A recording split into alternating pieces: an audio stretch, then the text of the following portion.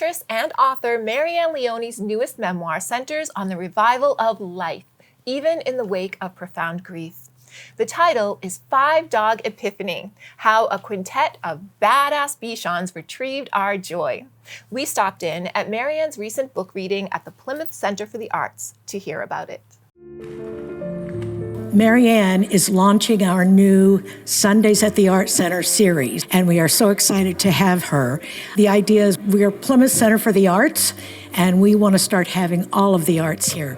We have beautiful visual arts, but we also want to bring more music, more learning events, and book readings like this. So we're just very excited about that. Marianne is just an amazing woman. She is an actress in many things, and what attracts me to Marianne the most is her books.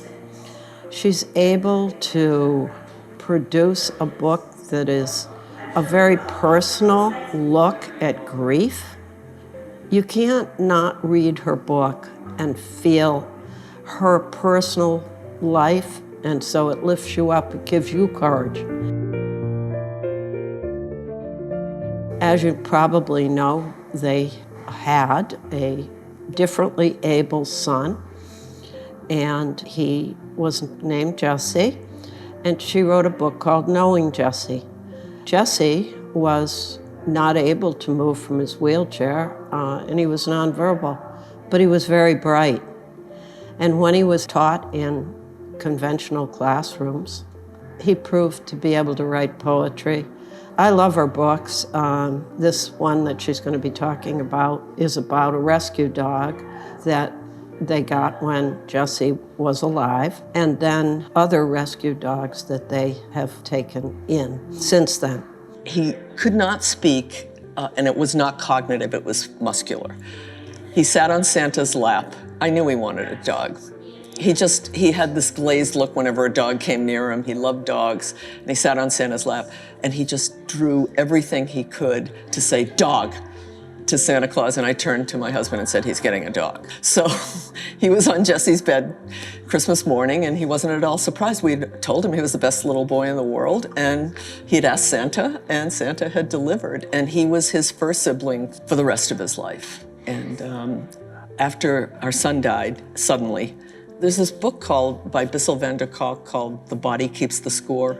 My body kept the score. I grew a tumor the size of my son at birth after Jesse died. And I just was starting to die too.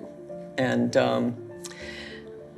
Goody died the night of my surgery to remove what I called the not Jesse, the tumor.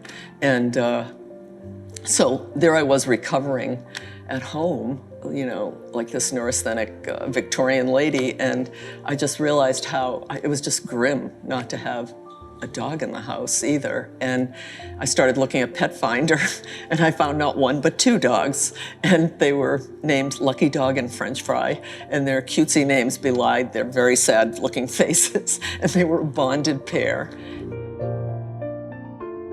You know, we just live in a society that doesn't allow grief. This country, especially, and I'm a first-generation American, so I'm also aware of the immigrant experience. And my parents were Italian, and they came here as immigrants. And I understand, you know, they get it. It's like they've had war, they've had death, they get it. Whereas here, you're supposed to get over it. And everybody says, get over it, and you don't get over it. You never get over it. But what I wanted to explain to people was that your joy doesn't go away forever, that you will laugh like you're 5 years old again. You will experience joy. It's just, you know, you have to accept that loss is with you. But I feel that the joy that we experience with these dogs is honoring our sons.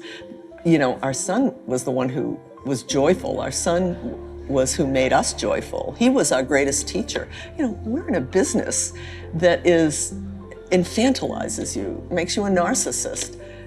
We had this boy who taught us what was important. You know, it was wonderful.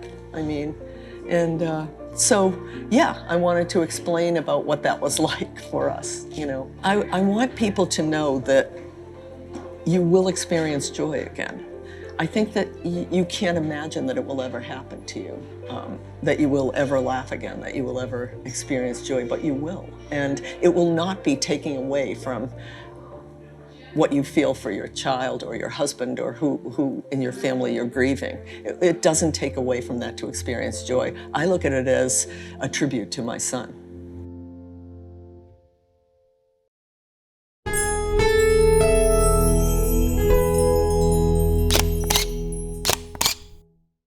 Thank you for watching. If you enjoyed this video, please hit the like and subscribe button before you go. We'll see you next time.